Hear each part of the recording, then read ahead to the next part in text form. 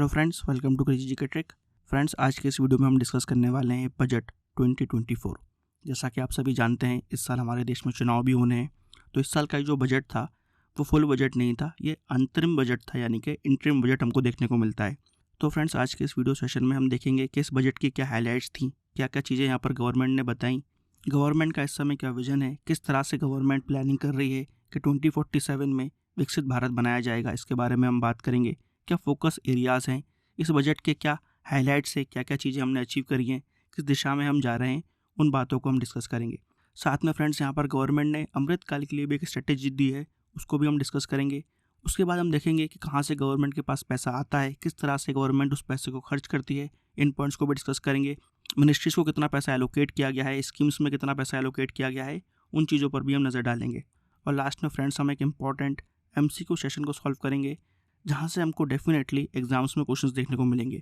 तो friends, exam point of view से बहुत ही इंपॉर्टेंट सेशन है। तो आइए शुरू करते हैं आज का सेशन। और सबसे पहले बात करते हैं बजट के बारे में। जब भी हम बात करते हैं बजट की, तो बजट बेसिकली लेखा जोखा होता है रिसीट्स का और एक्सपेंडिचर का। एक्सपेंडिचर यानी कि खर्चे, रिसीट्स यानी कि प्राप्तियाँ। तो कितना खर्चा गवर्नमेंट ने कहाँ पर किया और कहाँ कहाँ से गवर्नमेंट के पास पैसा आया, इसका जो लेखा जोखा है वो कहाँ होता है, एक डॉक्यूमेंट में होता है। उस डॉक्यूमेंट को क्या बोलते हैं हम? बजट बोलते हैं। कौन पेश करता है बजट? तो फाइनेंस मिनिस्टर जो भी होते हैं देश के, वो बजट पेश करते हैं। तो इस साल बजट किसने पेश किया? तो इस साल फ्रेंड्स, हमारी फाइनेंस मिनिस्टर श्रीमती निर्मला सीतारमन ने बजट पेश किया है। लगातार 6वीं बार उन्होंने इस बजट को पेश किया है। इस पॉइंट को भी नोट करिएगा। अगर हम बात करें संविधान के प्रावधान की, तो फ्रेंड्स, हमारे संविधान में आर्टिकल 112 है, जिसके अंदर एनुअल फाइनेंशियल स्टेटमेंट की बात की जाती है, जिसके तहत यहाँ पर आम बजट को या फिर यूनियन बजट को पेश किया जाता है। एक पॉइंट यहाँ पर और नोट करिएगा कि कहीं भी संविधान में इंटरिम बजट की बात नहीं करी गई। अंतरिम बजट जो होता है, इसके बारे में संविधान में कहीं भी नहीं लिखा गया है। यहाँ से आपको क्वेश्चन देखने को मिल सकता है, तो इस पॉइंट को जरूर नोट करिएगा। थोड़ा इंटरिम बजट के बारे में बात कर लेते हैं।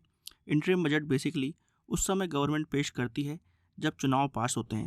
जैसा कि हमने बात करी, 2024 में आम चुनाव होने वाले हैं और चुनाव के बाद नई सरकार का गठन होगा। तो यहाँ पर जब तक नई सरकार नहीं बन जाती, उस समय के लिए एक इंटरिम बजट दे दिया जाता है। यहाँ पर इंटरिम बजट के साथ कुछ स्पेशल फीचर्स भी अटैच्ड हैं, उसको भी डिस्कस कर लेते हैं। कि इंटरिम बजट में हम देखते हैं कि वोट ऑन अकाउंट जो है वो ऑटोमेटिकली पास हो जाता है, जैसे कि प्रीवियस बजट में भी होता है। मगर यहाँ पर जो वोट ऑन अकाउंट के बाद की प्रक्रिया होती है कि हर डिमांड को डिस्कस करना, हर ग्रांट्स को डिस्कस करना, फिर पार्लियामेंट जिस पर वोट करती है, जो पूरी प्रोसेस होती है बजट की, जो हमको आमतौर पर जो आम बजट आते हैं, यूनियन बजट आते हैं, उनमें देखने को मिलती है, फुल बजट में देखने को मिलती है, वो इंटरिम बजट में देखने को नहीं मिलती। यहाँ से बजट पेश किया जाता है, आमतौर पर कुछ बड़ी घोषणाएं नहीं होती हैं, जिसके बाद वोट ऑन अकाउंट ले लिया जाता है। तो मोटा मोटा यहाँ पर 2-3 महीने का जो पैसा है वो उसको सैंक्शन करा लिया जाता है कंसोलिडेटेड फंड ऑफ इंडिया से, भारत की संचित निधि से, ताकि हमारी गवर्नमेंट के जो कार्य हैं, विभागों के जो काम हैं, वो आसानी से चलते रहें। तो ये होता है इंटरिम बजट, जो हमको आमतौर से इलेक्शन के पहले देखने को मिलता है। ये बात क्लियर हो गई। अब बात करते हैं 2024 का जो इंटरिम बजट है, इसके बारे में। सबसे पहले हम इस बजट के विजन के बारे में बात कर लेते हैं। तो यहाँ पर विजन दिया गया है, prosperous Bharat in harmony with nature, modern infrastructure and opportunities for all. तो ये हमारा विजन हो गया। इस विजन के लिए यहाँ पर डेवलपमेंट मंत्र भी दिया गया है। वो डेवलपमेंट मंत्र क्या है? सबका साथ सबका विकास।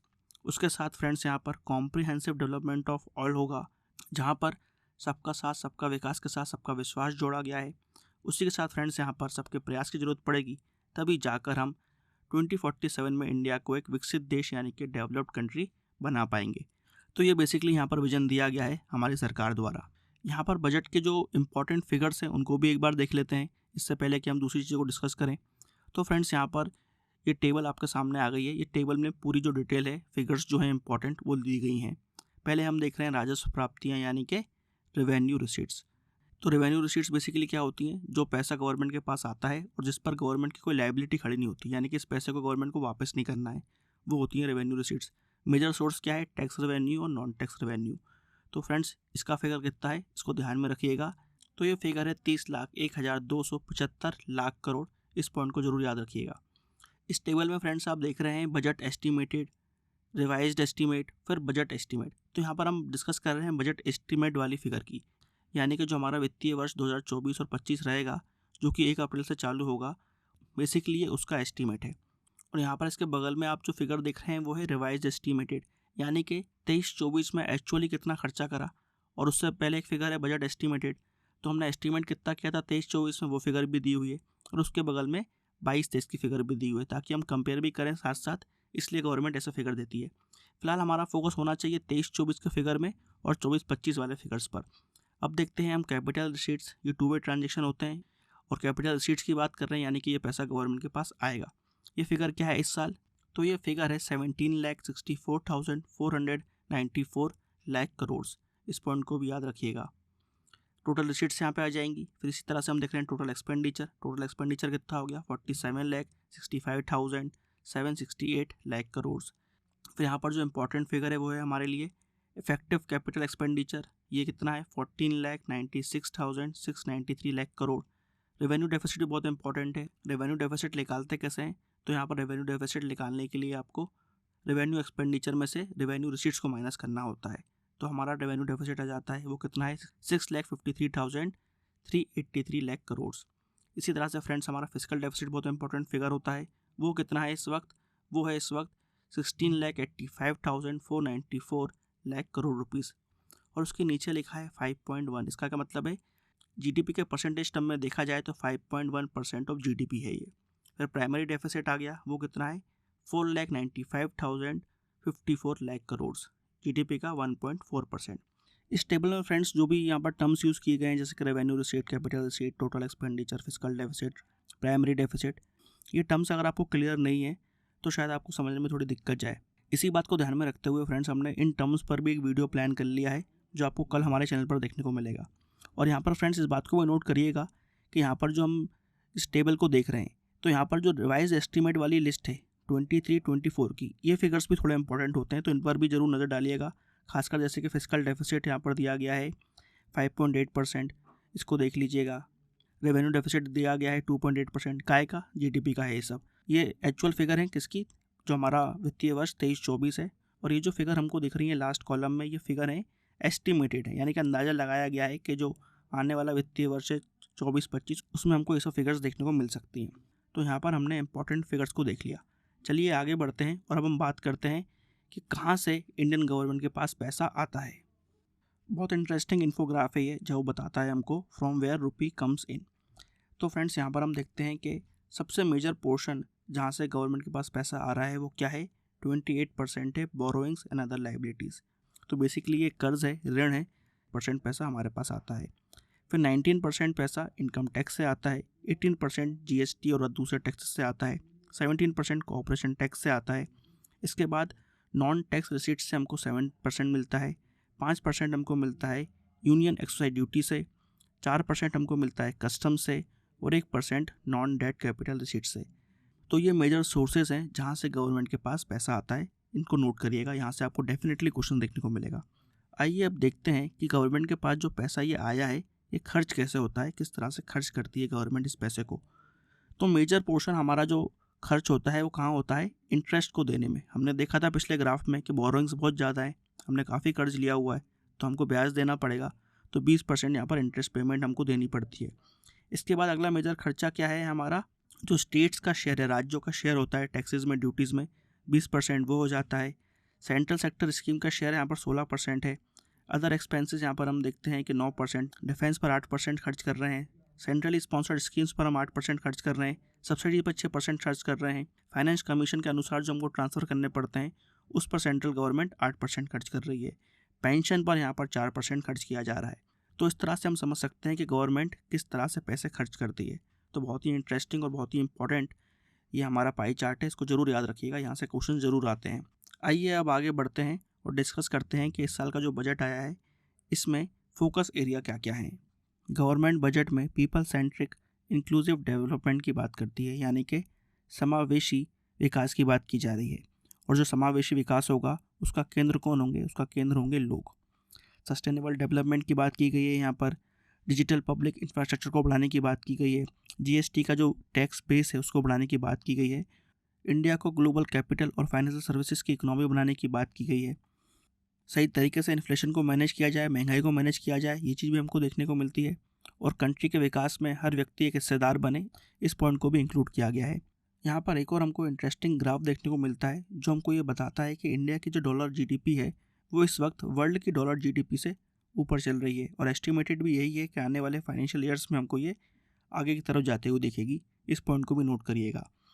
यहाँ पर जो मेजर फोकस एरिया की हम बात कर रहे हैं वो क्या है, गरीब कल्याण और देश का कल्याण, यानी कि गरीबों का कल्याण होगा तो देश का कल्याण होगा।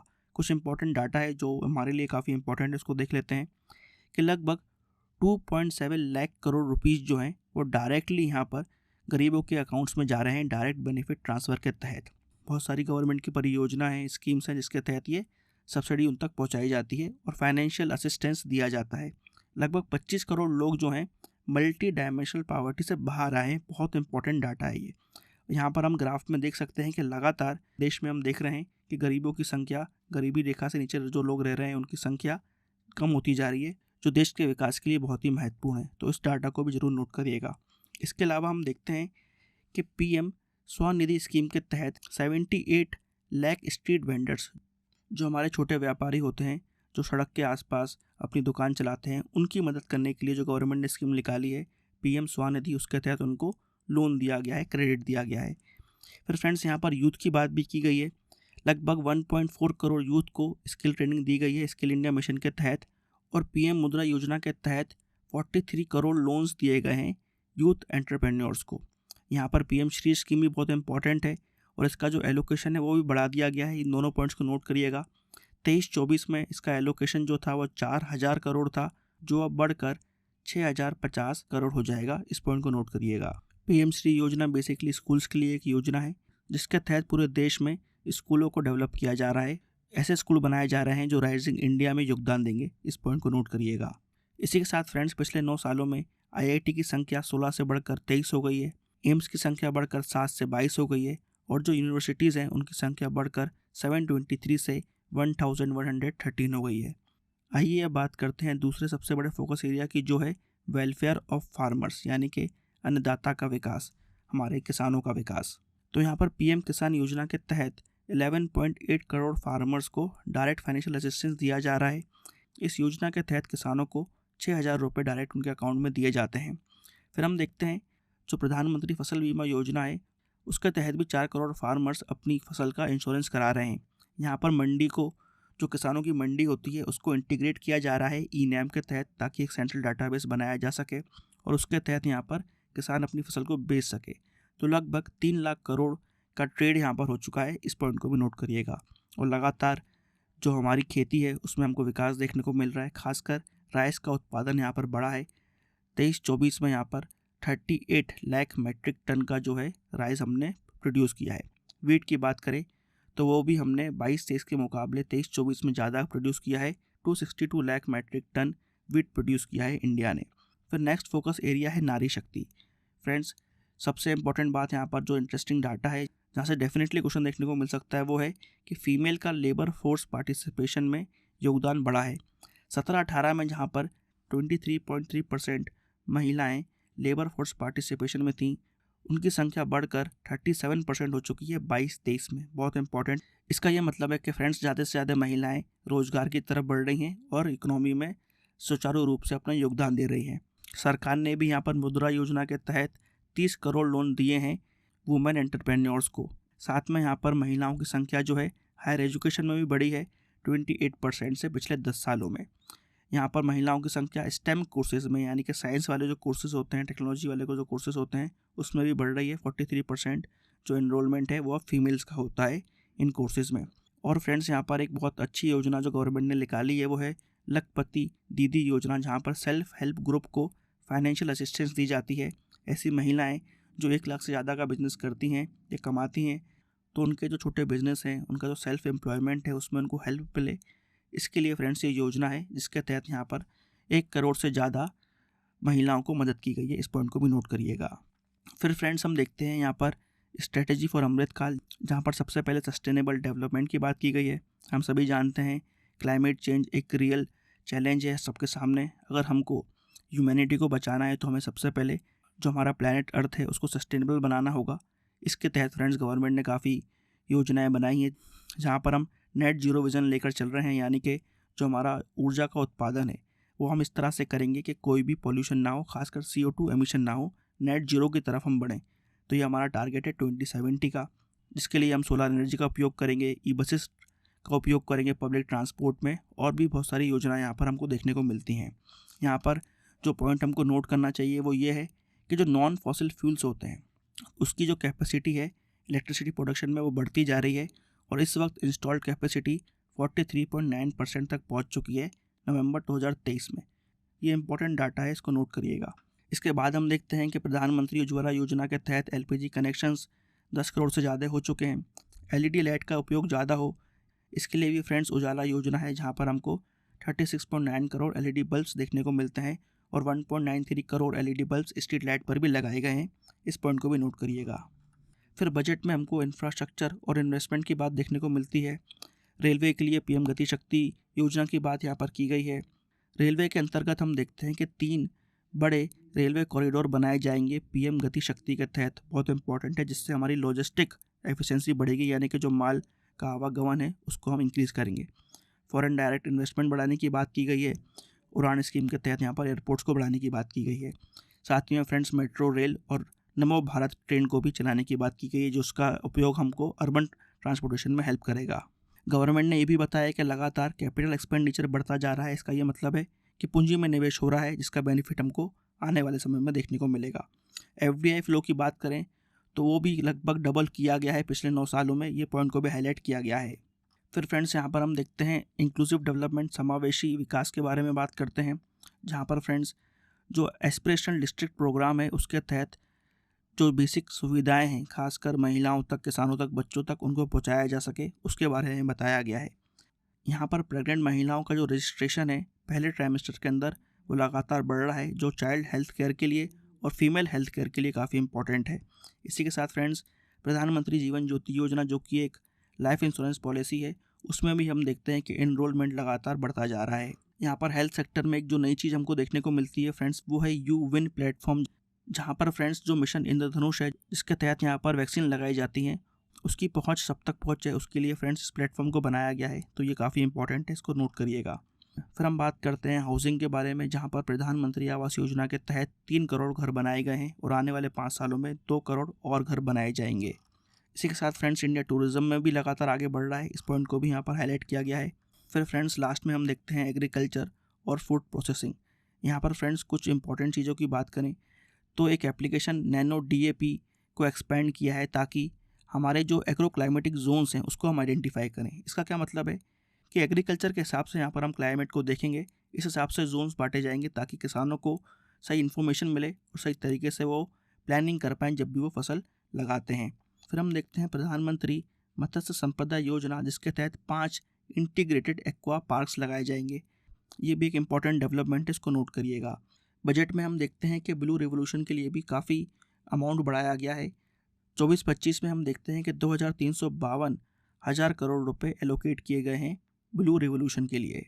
कुछ और इम्पॉर्टेंट डाटास की बात करें फ्रेंड्स, तो अनएम्प्लॉयमेंट रेट जो है वो लगातार गिरता जा रहा है, जो कि एक अच्छा इंडिकेटर होता है किसी भी कंट्री की ग्रोथ का। इस पॉइंट को नोट करिएगा। इसी के साथ फ्रेंड्स यहाँ पर डिजिटल ट्रांजेक्शन्स बढ़ते जा रहे हैं, ये भी एक अच्छा संकेत है भारत की इकोनॉमी के लिए। इस पॉइंट को भी नोट करिएगा। फ्रेंड्स इन्फ्लेशन कंट्रोल की बात करें तो पिछले 2-3 सालों में हम देखते हैं कि इन्फ्लेशन 5 से 7% के बीच में रहा है, यानी कि इन्फ्लेशन कंट्रोल में भी इस गवर्नमेंट ने अच्छा काम किया है। ये भी एक इंपॉर्टेंट पॉइंट है, इसको नोट करिएगा। टैक्सेशन की बात कर लेते हैं। टैक्सेस में कुछ खास चेंज नहीं हुआ है, टैक्स रेट्स और टैक्स पॉलिसी में कुछ चेंज नहीं हुआ है।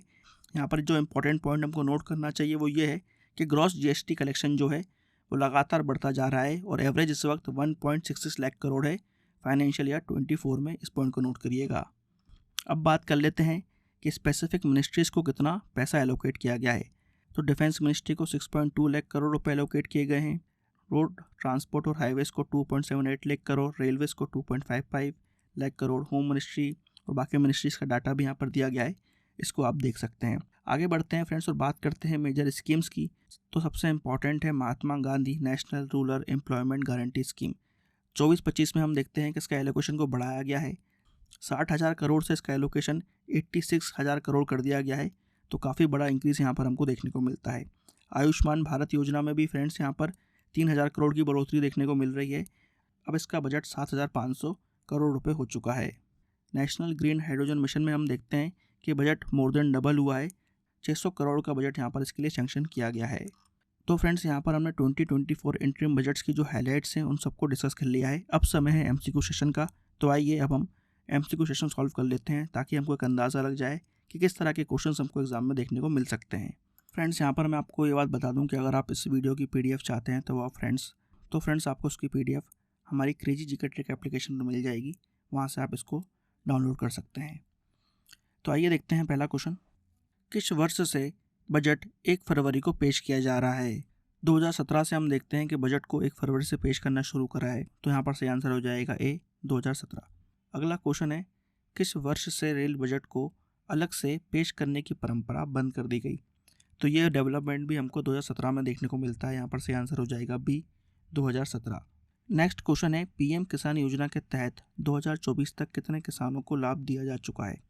तो फ्रेंड्स इसके तहत अब तक 11.8 करोड़ किसानों को लाभ दिया जा चुका है, तो यहाँ पर सही आंसर हो जाएगा सी पीएम किसान सम्मान निधि, ये इसका पूरा नाम है।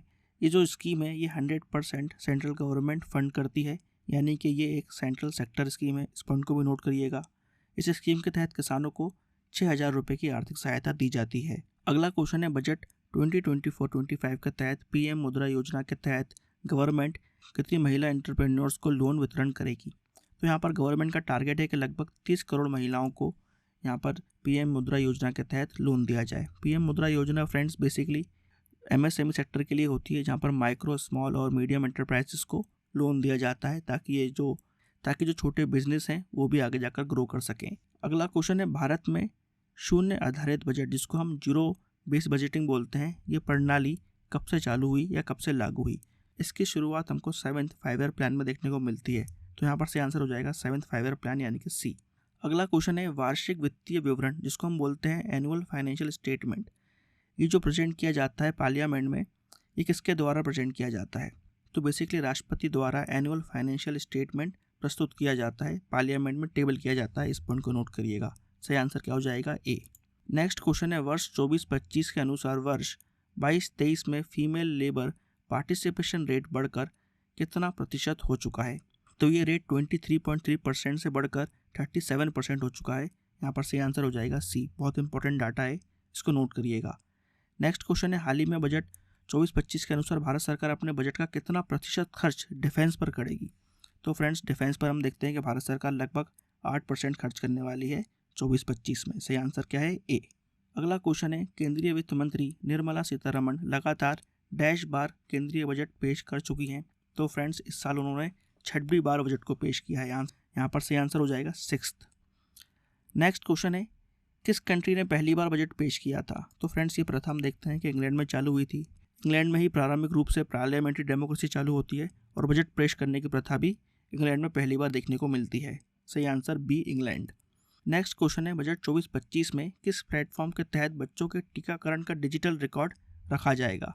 यूविन प्लेटफॉर्म इसलिए बनाया गया है ताकि जो मिशन इंद्रधनुष है, जिसके तहत बच्चों का टीकाकरण करा जाता है, उसका रिकॉर्ड रखा जा सके और इसकी जो इन्फॉर्मेशन है वो पेरेंट्स तक सही तरीके से पहुंचाई जा सके। तो यूविन प्लेटफॉर्म आपको याद रखना है। गवर्नमेंट ने इस प्लेटफॉर्म को 2023 में ही लॉन्च किया था, इस पॉइंट को नोट करिएगा। नेक्स्ट क्वेश्चन है भारत सरकार द्वारा नवंबर 2023 तक कितने non fossil fuel electricity plant install किए जा चुके हैं? तो फ्रेंड्स इनकी संख्या बढ़कर 43.9% हो चुकी है, जो कि काफ़ी इंपॉर्टेंट है अगर हम 2070 तक नेट जीरो मिशन को अचीव करना चाहते हैं और सस्टेनेबल डेवलपमेंट की तरफ बढ़ना चाहते हैं। नेक्स्ट क्वेश्चन है निम्नलिखित में से किसने सबसे लंबे समय तक बजट पर भाषण देने का रिकॉर्ड बनाया है? तो फ्रेंड्स ये रिकॉर्ड भी हम देखते हैं कि निर्मला सीतारमण के नाम है। 2020 में जो उनकी बजट की स्पीच थी वो 2 घंटे 42 मिनट्स की थी, जो कि अभी तक सबसे लॉन्गेस्ट मानी जाती है। नेक्स्ट क्वेश्चन है इनमें से किसके नाम सबसे ज़्यादा बार बजट पेश करने का रिकॉर्ड है?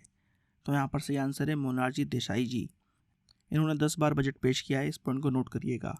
अगला क्वेश्चन है निम्न में से किस मंत्रालय द्वारा पीएम स्वनिधि योजना संचालित की जाती है? पीएम स्वनिधि योजना जो हमारे स्ट्रीट वेंडर्स होते हैं उनके लिए है, उनको लोन देने के लिए, क्रेडिट फैसिलिटी देने के लिए। ये योजना का संचालन हम देखते हैं कि ministry of housing and urban affairs करती है। सही आंसर हो जाएगा ए।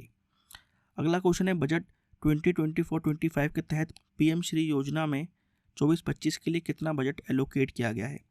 तो यहाँ पर पीएम श्री योजना का जो बजट एलोकेशन है वो बड़ा है। ये बेसिकली स्कूल्स बनाने की योजना है, जहाँ पर राइजिंग इंडिया के लिए स्कूल्स बनाए जाएंगे। तो उसका बजट 4000 करोड़ से बढ़कर 6050 करोड़ कर दिया गया है। तो यहाँ पर सही आंसर है बी। इस योजना की शुरुआत की बात करें तो इस योजना की शुरुआत प्राइम मिनिस्टर नरेंद्र मोदी ने 5 सितंबर 2022 में की थी। ये पॉइंट भी काफ़ी इंपॉर्टेंट है। इस योजना का उद्देश्य है कि लगभग 14500 ऐसे स्कूल बनाए जाएं जो कि आधुनिक शिक्षा प्रणाली को अपनाते हों। इस पॉइंट को नोट करिएगा। अगला क्वेश्चन है, भारत की संचित निधि यानी कि कंसोलिडेटेड फंड ऑफ इंडिया से जो पैसा निकाला जाता है उसके लिए ऑथराइजेशन हमको कहाँ से लेना पड़ता है? तो फ्रेंड्स, उसके लिए ऑथराइजेशन पार्लियामेंट देती है। तो यहाँ पर सही आंसर है B, parliament of India. Next question है, according to which article of Indian constitution the union budget of year is referred to as the annual financial statement? तो फ्रेंड्स, इसको हमने डिस्कस किया था आर्टिकल 112 के तहत। तो आर्टिकल 112 में इसको एनुअल फाइनेंशियल स्टेटमेंट बोला गया है। सही आंसर हो जाएगा डी। नेक्स्ट क्वेश्चन है, इनमें से किसने प्रधानमंत्री होते हुए बजट पेश किया? तो फ्रेंड्स, जवाहरलाल नेहरू, राजीव गांधी, इंदिरा गांधी तीनों ने ही पीएम रहते हुए, प्राइम मिनिस्टर रहते हुए बजट भी पेश किया। सही आंसर है D, all of the above. एक पॉइंट यहाँ पर नोट करना कि इंदिरा गांधी जी पहली महिला थी जिन्होंने बजट पेश किया था। इस पॉइंट को भी नोट करना। अगला क्वेश्चन है, इनमें से कौन स्वतंत्र भारत के पहले वित्त मंत्री थे? तो फ्रेंड्स, यहाँ पर सही आंसर है ए, आर.के. शनमुगम शेट्टी पहले स्वतंत्र भारत के पहले वित्त मंत्री थे। नेक्स्ट क्वेश्चन है, भारत देश के कौन से वित्त मंत्री थे जो आगे जाकर भारत के राष्ट्रपति बनते हैं? प्रणब मुखर्जी फ्रेंड्स भारत के वित्त मंत्री भी रहे हैं और आगे जाकर वो राष्ट्रपति बनते हैं। तो सही आंसर हो जाएगा ए, प्रणब मुखर्जी। नेक्स्ट क्वेश्चन है, 24-25 में लखपति दीदी योजना के तहत कितनी महिलाओं को लाभ पहुंचाया जाएगा? तो यहाँ पर गवर्नमेंट का टारगेट है कि लगभग 3 करोड़ महिलाओं को लाभ पहुंचाया जाए। पिछले साल 2 करोड़ महिलाओं को लाभ पहुंचाया गया था, तो उसकी संख्या 1 करोड़ बढ़ा दी गई है। लखपति दीदी योजना की बात करें तो उसकी शुरुआत 23 दिसंबर 2023 को की गई है। एकदम लेटेस्ट स्कीम है। इस पॉइंट को नोट करिएगा। इस योजना में हम देखते हैं कि जो सेल्फ हेल्प ग्रुप होते हैं या फिर जो महिला स्वरोजगार करती हैं उनको यहाँ पर सपोर्ट दिया जाता है ताकि जो उनकी इनकम है वो पर ईयर 1 लाख से ऊपर जा सके। नेक्स्ट क्वेश्चन है, चर्चा में रही उजाला योजना का मुख्य उद्देश्य क्या है? तो फ्रेंड्स, उजाला योजना का मुख्य उद्देश्य है एलईडी बल्ब्स को प्रमोट करना। इनसे ऊर्जा की जो खपत है वो कम होती है, इसलिए इस योजना को लॉन्च किया गया है। इस योजना की शुरुआत 1 मई 2015 में की गई थी। इस पॉइंट को भी नोट करिएगा। अगला क्वेश्चन है, 24-25 में प्रधानमंत्री गरीब आवास योजना के तहत कितने लोगों को अगले 5 साल में आवास यानी कि घर प्रदान किया जाएगा? तो यहाँ पर गवर्नमेंट का टारगेट है कि आने वाले 5 सालों में लगभग 2 करोड़ लोगों को आवास यानी कि घर प्रोवाइड किया जाए। अब तक गवर्नमेंट ने इस स्कीम से 3 करोड़ लोगों को घर यानी कि हाउस प्रोवाइड किया है। इस पॉइंट को भी नोट करिएगा। नेक्स्ट क्वेश्चन है, भारत सरकार द्वारा बजट 24-25 के तहत ब्लू रेवोल्यूशन के लिए 24-25 में कितना बजट एलोकेट किया गया है? तो फ्रेंड्स, इसका बजट यहाँ पर बड़ा है और अब बजट यहाँ पर 2352 करोड़ रुपए हो चुका है। तो यहाँ पर सही आंसर हो जाएगा सी। लास्ट में फ्रेंड्स एक क्वेश्चन आप सभी के लिए जिसका आंसर आपको कमेंट बॉक्स में देना है। पीएम गति शक्ति योजना किस मंत्रालय के तहत संचालित की जाती है? फ्रेंड्स, इस क्वेश्चन का आंसर आपको कमेंट बॉक्स में देना है। तो फ्रेंड्स, यहाँ पर हमने इंटरिम बजट 2024 को डिस्कस कर लिया है। आई होप आपको आज का ये सेशन इन्फॉर्मेटिव लगा होगा। यहाँ से डेफिनेटली आपको एग्जाम्स में क्वेश्चन देखने को मिलेंगे, तो उसको ध्यान से देखिएगा। अगर आप इसकी पीडीएफ चाहते हैं तो वो आप हमारी क्रेजी जीके एप्लीकेशन से डाउनलोड कर सकते हैं। मिलेंगे फ्रेंड्स नेक्स्ट वीडियो में। जब तक के लिए tata, bye bye and take care.